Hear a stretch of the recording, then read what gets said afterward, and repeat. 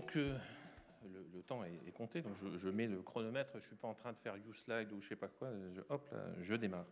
Alors, merci à tous d'être là. Merci à tous d'être venus. Merci notamment à tous nos partenaires européens qui sont présents avec nous, puisque nous accueillons en même temps que le réseau des CFA du 3C ABTP. Nous accueillons aussi nos partenaires du réseau Réforme qui devient tranquillement Réforme Plus, qui nous font le plaisir d'être là, qui ont été là hier, qui ont travaillé toute la journée et qui sont avec nous aujourd'hui. Bienvenue, ravi d'être avec vous aujourd'hui. Alors, du coup, moi, je dois vous parler d'innovation pédagogique et de qualité de la formation. Alors, comment faire pour réussir à aborder ce sujet-là, surtout dans 20 minutes.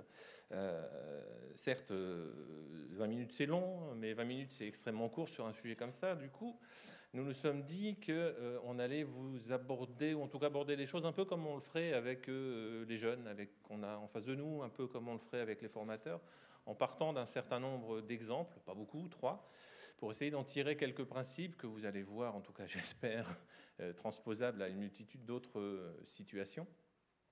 Et donc, je vous propose le plan suivant. On va d'abord s'intéresser rapidement au ressort de l'innovation. Qu'est-ce qui fait qu'on innove, ou en tout cas, qu'est-ce qui reste d'une innovation? On va aborder ensemble 3 thèmes, en tout cas 3 sujets. Célestin Freinet, que vous connaissez, je pense, tous. En tout cas, les Français le connaissent tous. La Vespa. Oui, on va parler de Vespa, pour ceux qui voient ce que c'est. Et puis le tableau noir, dont on ne sort pas, preuve en est, même s'il est plus noir, on en a encore là. Du coup, ça va nous amener à la question des objectifs, c'est-à-dire qu'on innove, d'accord, mais pourquoi faire? Et puis, ça nous apportera évidemment ce que Stéphane a déjà abordé tout à l'heure, ça nous apportera une réflexion sur la notion de client. Cette loi sur la liberté d'offrir un avenir professionnel parle clairement de client, de relation client. Quelle peut être cette relation client dans un domaine pédagogique où, de façon très pudique et très pudibonde, on évite trop de parler client, parce qu'on est quand même là pour transmettre du savoir, donc il y a une relation qui est un peu différente. Et puis, on s'intéressera à la question de la qualité, parce que vous allez voir à quel point l'innovation, la relation client et la qualité sont à ce point mêlés. Ces 3 notions-là ne vont pas l'une sans les autres, ou en tout cas ne perdurent pas si on n'est pas en mesure de les aborder ensemble de façon consciente dès le départ. On abordera enfin très rapidement la question des opportunités. L'opportunité, comme on vous l'a dit, d'offrir un avenir professionnel. C'est ce que nous avions dit déjà au gouvernement en place. La liberté de choisir un avenir professionnel, c'est vous qui la définissez par la loi, sauf que c'est nous qui la mettons en œuvre. Nous, les CFA. Si les centres de formation d'apprentis ne sont pas en mesure de prendre cette notion de liberté de choisir en une offre, eh bien, le texte, la norme législative reste sans effet. C'est parce que nous en saisissons qu'on transforme une liberté en réalité. Et c'est tout le poids qui porte sur nos épaules. C'est toute la raison pour laquelle, en ce moment, nous traversons des périodes un peu compliquées d'organisation, notamment, et de mutation et de changement. Et c'est la raison pour laquelle nous faisons ce pas de côté aujourd'hui. Alors, du coup, normalement, quand j'appuie là, ça suit. Célestin Freinet. Alors, je suppose que tout le monde en a entendu parler. Très rapidement, la méthode Freinet, vous en retenez quoi, vous? Individualisation, autonomie, rien d'autre? Années 70, et avant ça d'ailleurs, hein, Célestin Freinet, c'est bien avant, ça, comme quoi finalement on atteint la renommée bien après avoir mené son activité. Mais effectivement, années 70, Célestin Freinet, voilà, il a abordé un certain nombre de choses. On retire de ce qu'il a fait la notion de tâtonnement expérimental. On essaye avec les jeunes, le rythme d'apprentissage individualisé, c'est ce qui a été dit. Une autonomie favorisée, on met les jeunes en mouvement, en autonomie, parce qu'on se rend compte que s'ils sont eux-mêmes en mouvement et en autonomie, ils apprennent mieux et surtout plus durablement. La coopération entre pairs, alors ça a été mesuré pour le coup dès les années 70, hein, vous savez, c'est toute cette démarche où on s'est rendu compte que finalement, moins le prof parle, plus les jeunes apprennent. Donc à se demander finalement si le prof doit encore parler, mais voilà, ça c'est une blague évidemment que les enseignants ont encore un rôle d'orateur, hein, mais on est bien dans cette notion-là. L'organisation coopérative de la classe, Freinet c'est bien dans une classe, hein, même si Dans les centres de formation d'apprentis, on a dépassé cette notion-là. La place du professeur, bien sûr, on le verra tout à l'heure, l'expression libre et l'évaluation formatrice. C'est ce qu'on retient de ce qu'on a appelé la méthode Freinet, qui a donné énormément de choses derrière, qui a donné la pédagogie institutionnelle du docteur Horry et tout ce qui s'ensuit. Alors, la VESPA, vous allez voir, monsieur, mais qu'est-ce que ça a à voir dans cette histoire? Ça a à voir, vous avez peut-être lu un article incroyablement populaire sur la notion de complexité là-dedans. C'est le mien. Je pense que personne ne l'a lu, celui-là, mais enfin, ça me fera plaisir si vous y allez. Mais je me suis dit, je commence à parler de choses qui n'ont a priori rien à voir entre elles pour vous montrer à quel point ça a à voir. Donc, la Vespa, c'est quoi une Vespa? C'est un véhicule. Oh, merci. D'accord. Qu'est-ce que vous avez à en dire de la Vespa aussi? C'est pratique, c'est urbain. Bah oui, ça a été conçu pour ça. C'est confortable, c'est italien. Et puis, c'est moderne, dans la notion d'immédiate après la Seconde Guerre mondiale, et ça ne salit pas les vêtements. Ben oui, parce que la Vespa, c'était le premier véhicule avec donc à 2 roues, dont la chaîne et l'ensemble des mécanismes de transmission étaient cachés. Et du coup, on pouvait rouler dessus sans s'abîmer ses vêtements. Donc voilà, ça c'est ce qu'on retient de la Vespa. Ça c'est le modèle 1946 que vous avez sous les yeux. La Vespa telle qu'elle existe aujourd'hui, elle a encore ces mêmes caractéristiques-là. Donc finalement, ce qu'on en retient du départ, c'est bien là. Allez, le tableau noir. On n'en sort pas non plus du tableau noir. Hein. Preuve en est, là, bon, c'est plus noir, c'est plus un tableau, mais c'est le même principe. Hein. C'est-à-dire que c'est devant, on projette, du coup tout le monde voit la même chose. C'est simple. Alors c'est devenu un peu plus compliqué, hein, zappette, machin, tout ça, mais c'est le même principe. On en sort quoi? Ça sert à quoi un tableau noir? Ça sert à écrire, ça sert à ce qu'il y ait une visualisation, homogène des choses, ça c'est sûr et certain. Ça sert à faire des exercices en commun. Preuve en est, c'est ce qu'on est encore en train de faire, c'est ce que font tous les enseignants dans leur salle de classe. Ça sert à partager des informations. Et puis, ça sert à renforcer, à mettre en œuvre de l'interactivité, puisque là, vous avez remarqué, je vous pose des questions devant le tableau noir. Du coup, vous êtes tous en train de participer, vous levez la main, tout ça, etc. Ça permet l'interaction. Ça, c'est ce qu'on retire, c'est ce qu'on retient de ces 3 éléments-là. Alors, on pourrait multiplier les exemples à l'infini. Hein. Qu'est-ce qu'on peut se dire maintenant? Mince, les ressorts, c'est Célestin Freinet. Pourquoi il a mis en place tout ça? Alors, je vous propose 3 photos. Les 3 seules que j'ai pu trouver, je suppose que de droite et de gauche, certains peuvent avoir encore quelques photos de Célestin Freinet en classe. Et qu'est-ce qu'on remarque? On remarque qu'il il n'est pas au tableau noir, pour le coup. Il est avec ses élèves. Il est avec les jeunes. Alors, est-ce que vous savez pourquoi? Matériellement, de façon très concrète et très pratique, il était avec ces jeunes. Est-ce que vous connaissez un peu la vie de Célestin Freinet? Il a fait la Première Guerre mondiale, la Grande Guerre. Hein. Il a été blessé. Il a été hospitalisé 7 mois. Quelqu'un ici, c'est la nature de sa blessure. Il était blessé au poumon.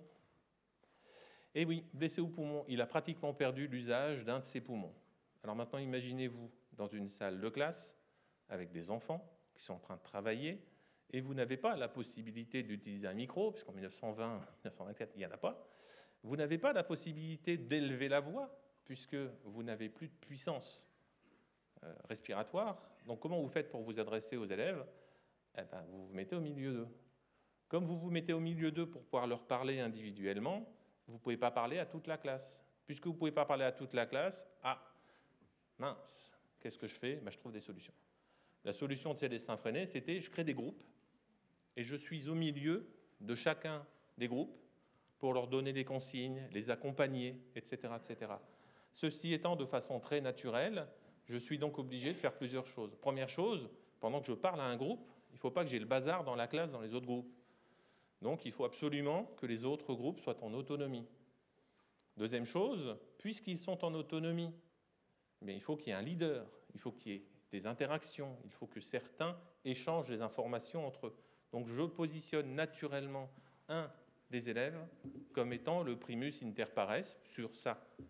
Sur la compétence ou la notion du lendemain, ce ne sera pas le même. Mais il n'empêche que je les mets en autonomie, je les mets en démarche. Je suis obligé de les mettre en avant. Initialement, on a un comportement de classe qui est dû à un élément très pratique. Évidemment, toutes les personnes qui ont perdu un poumon à la guerre n'ont pas eu le génie de Célestin Freinet. Évidemment, il fallait avoir un souhait, une projection, une idée de mettre en œuvre une pédagogie différente pour arriver là, mais il n'empêche que sans cet élément-là, on n'aurait pas eu de mise en place par Célestin Freinet de ce modèle, et surtout, sans le talent et son génie, puisqu'on peut le dire aujourd'hui, on n'aurait pas eu de modélisation pour pouvoir transposer cette situation-là. Premier exemple, super, Célestin Freinet, quand on regarde de façon très concrète, ce n'est pas le seul élément, mais il n'empêche que on peut se dire que si, heureusement pour lui, il n'avait pas été blessé à la guerre, il n'aurait peut-être pas eu ce type de comportement. En tout cas, il n'aurait pas forcément imaginé une méthode pédagogique de ce genre. Deuxièmement, la Vespa. La Vespa, c'est pratique, c'est confortable, ça ne salit pas les vêtements, etc. Je vous ai remis 2 photos. Une photo de droite, ça c'est le modèle 47 pour ceux qui connaissent. Et la photo de gauche, ça ressemble quand même étrangement à la fourche, au train avant de la Vespa. Est-ce que vous savez ce que c'est? C'est un train d'atterrissage, effectivement. Pourquoi la Vespa, si pratique, a une roue qui se démonte sur le côté? On n'a pas besoin de démonter la fourche, c'est vraiment bien pour l'entretien, et l'arrière c'est pareil. Tout bêtement parce que M. Piaggio, il n'avait pas de matière première en 1946. Quand il a imaginé son véhicule confortable, patati patata, il était immédiat après-guerre. Donc l'acier était rationné, il ne pouvait pas construire une voiture. Juste pas possible, il n'y a pas assez d'acier. Et pour construire ces trains roulants, qu'est-ce qu'il a fait? Il a récupéré ce qu'il pouvait trouver. Qu'est-ce qu'il a trouvé ou qu'est-ce qu'on lui a donné? Tout un stock de trains d'atterrissage d'avions qui étaient conçus pour rentrer dans les ailes. Comme c'était conçu pour rentrer dans les ailes, c'était conçu pour prendre peu de place, et du coup, vous aviez un train d'atterrissage comme ça. Il les prend, et puis il les retourne, il en fait la fourche avant. Quelques années plus tard, il va aussi concevoir la propulsion arrière de la même manière. Comme Célestin Freinet, face à une contrainte, qu'est-ce qu'il fait, M. Piaggio? Il prend ce qu'il a, et puis il met en place un système qui va perdurer. Aujourd'hui encore, ça reste un élément extrêmement identifié d'un certain nombre de véhicules à 2 roues, dont la Vespa. Allez, le tableau noir, chose que peu de monde sait. Le tableau noir, en fait, a été inventé il y a longtemps, mais pas si longtemps, par un monsieur qui a été complètement oublié, qui s'appelait James Phelan, un Écossais d'Édimbourg. Et est-ce que quelqu'un connaît M. James Phelan? Vous connaissez? Non? Alors, c'est un prof de géographie. Alors lui, qu'est-ce qu'il a? Il se dit, mince, en 1900, ça date de 1900, il faut que j'arrive à parler à mes élèves, à les faire travailler. Et j'y arrive pas. J'y arrive pas parce que voilà, ils sont dans la classe, ils ont tout un tas de trucs, et j'ai rien pour faire de l'interaction. Qu'est-ce que je vois? Je vois des ardoises avec des craies. Moi, prof de géographie, ça m'intéresserait drôlement, on est en 1900, de pouvoir partager des supports en couleur. Bon, alors je vais voir le fournisseur d'ardoises du coin, je lui en demande une très grande, je la pose sur mon mur, je prends les craies, et puis j'ai inventé le tableau noir. Il faudra 70 ans pour que ce tableau noir commence à être généralisé en France. On n'en sort toujours pas aujourd'hui. Concrètement, James Phelan, il n'avait pas de sous. Il devait enseigner la géographie, il avait ses propres contraintes, et puis il devait faire avec ce qu'il a, en tout cas ce qu'il a pu imaginer. L'innovation de ce monsieur, c'est finalement je vais écrire sur le mur. Alors juste au passage, il y a un truc un peu amusant dans cette histoire, c'est que du coup on prend le support, vous savez, puis hop, on le met sur le mur. Et du coup, quand on montre aux enfants, on dit vous écrivez en haut de la feuille. En haut de la feuille, forcément, puisque c'est le haut du mur. Mais quand vous êtes un enfant, vous, et que votre feuille elle est sur votre table, il n'y a pas de haut de la feuille. La feuille, elle est au même niveau. Il y a un coin de la feuille qui est plus loin de vous, il y a un coin de la feuille qui est plus près de vous, mais ce n'est pas plus haut ou plus bas. Ça amène aussi un certain nombre de contraintes. Mais le fait est que Phelan, lui, il met une ardoise au tableau, un peu grande, et il est content puisqu'il peut utiliser ses craies. Ça met 70 ans à être généralisé, on n'en sort toujours pas aujourd'hui. Ça, pour le coup, c'est une innovation qui dure. Mince, 14 minutes, il faut que je me dépêche. Innovation. Du coup, qu'est-ce qu'on constate ou qu'est-ce qu'on peut tirer? Première chose, adaptation. Je m'adapte à mon milieu. Deuxièmement, j'écoute. J'écoute ce qu'on me dit. J'écoute les besoins et j'y réponds. Réponse à un besoin. De ces 3 exemples-là, je vous invite à regarder un peu tout ce qu'on peut trouver dans les domaines qui vous intéressent. On en tire à peu près toujours ces 3 conséquences-là. Du coup, question d'objectif. Question d'objectif. Qu'est-ce qui fait que lorsque j'innove en pédagogie, ce que j'ai réussi à faire, ça continue d'exister? Client, vous avez dit client. Ça, j'ai trouvé ce dessin de Mix et Remix, qui était un illustrateur de Genève. La formation, c'est très important quand tu as un job de formateur. Alors, pour le coup, on est là aujourd'hui tous ensemble pour donner raison à ce dessin qui est un peu rigolo quand même, hein, un peu amusant. C'est que cette loi a défini un certain nombre de changements, un certain nombre de principes assez révolutionnaires, assez impactants en septembre dernier, et elle intéresse principalement qui en tout premier lieu? Le formateur. Alors que cette loi, elle définit la liberté de choisir un avenir professionnel, c'est-à-dire qu'on a oublié le monde de la formation et on donne un droit à l'usager. Il n'empêche que les premiers à être intéressés par la chose, c'est nous, les formateurs. Alors, on revient du coup sur nos 3 exemples. Client, vous avez dit client. On recommence par la Vespa. La Vespa, qu'est-ce qu'il a fait, monsieur Piaggio?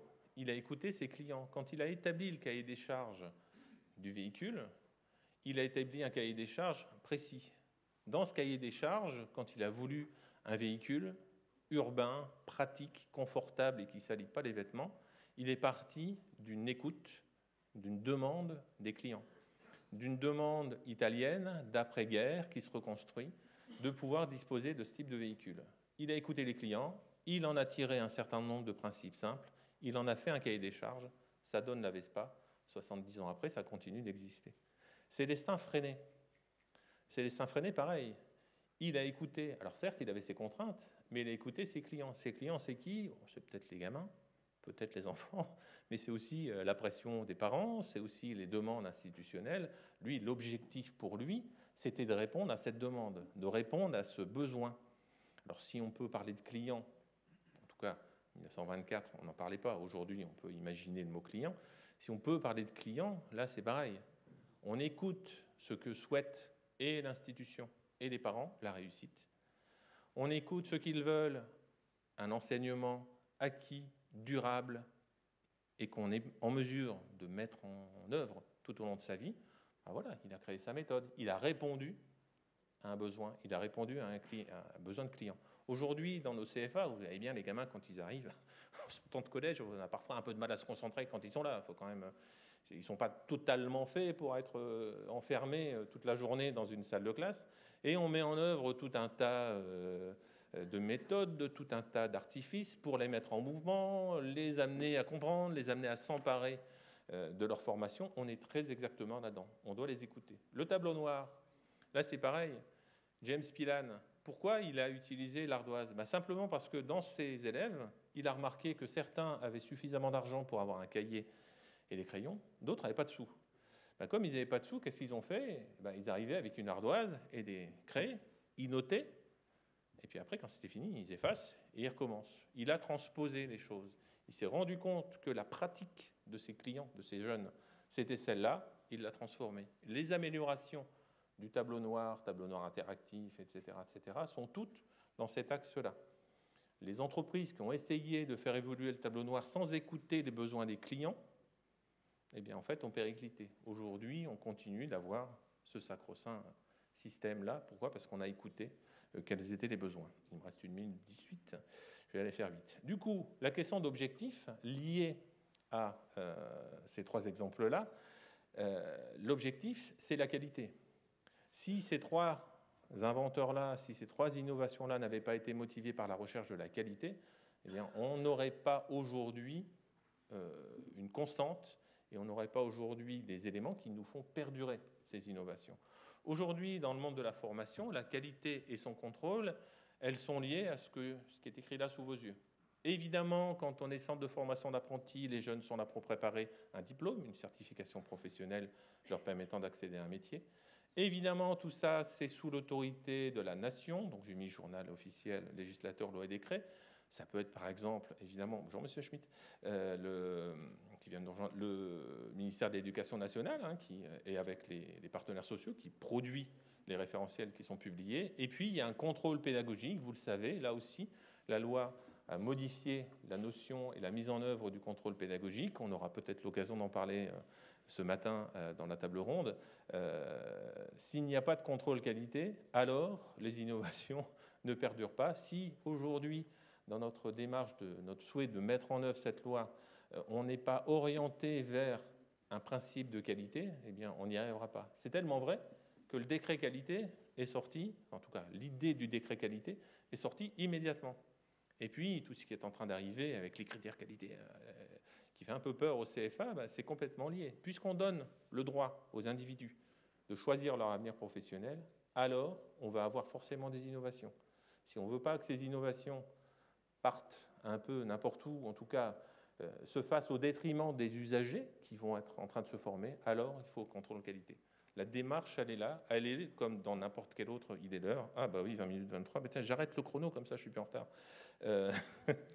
Et donc, il y a un lien évident là-dessus. Alors, qu'est-ce qu'on a fait au 3CA BTP? Ça n'est qu'un exemple. Aujourd'hui, on va vous en parler de tout un tas d'exemples d'innovation, ou en tout cas de recherche, d'essais divers et variés. On a mis en place ce qu'on a appelé les plus BTP. Dans les plus BTP, attends, je vais arrêter de parler, je vais vous passer le petit film, et on y va.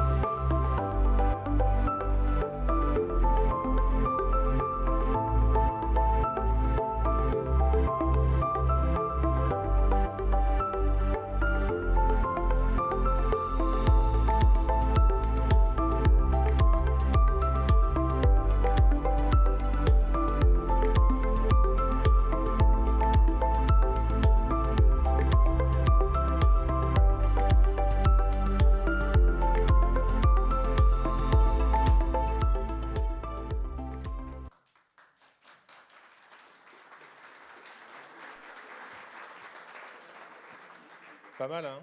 Pas mal. En fait, les plus BTP, je voudrais juste là faire un grand merci à Loïc Bestard et son équipe qui a fini ça cette nuit pour que ce soit prêt pour vous ce matin. Les plus BTP, ça a été quoi? On est parti de choses très concrètes. On mène des enquêtes. Alors, c'est plus que des sondages, hein, parce que ça porte sur des dizaines de milliers de jeunes et d'entreprises tous les ans. On les écoute, on leur demande quels sont les besoins et on transforme ces besoins, ces attentes, en action. Et donc, vous avez la montée en compétences des personnels des CFA, vous avez l'accompagnement socio-éducatif, vous avez BTP, bien dans ta peau, bien dans ton poste, dont on parlait tout à l'heure. C'est un truc fabuleux. Ça donne des choses, c'est voilà, le sport comme étant une valeur fondamentale de ce qu'on fait. Et puis, un tas d'autres choses.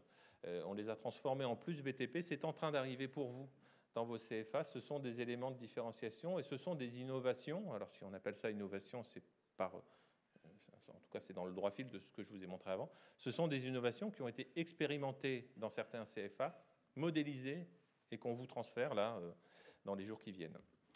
Du coup, on a l'innovation, en tout cas quelques éléments qui nous permettent de comprendre. Quels sont les ressorts? Finalement, ce sont des contraintes, hein, assez souvent, qui nous obligent à innover. Quel est notre objectif? La qualité. On veut innover, c'est clair, puisqu'on écoute nos clients. Nos ressorts, c'est des contraintes qui nous permettent de nous adapter. Notre objectif, il est clair, c'est de continuer de faire de la qualité. Du coup, on est là aussi aujourd'hui, comme disait Stéphane, pour offrir un avenir professionnel. Comment on fait? Comment on fait? C'est à nous. C'est l'objet des 7 ateliers qui vont être donnés aujourd'hui. Un grand merci, je suis un peu en retard. On peut l'applaudir, merci Jacques-Olivier.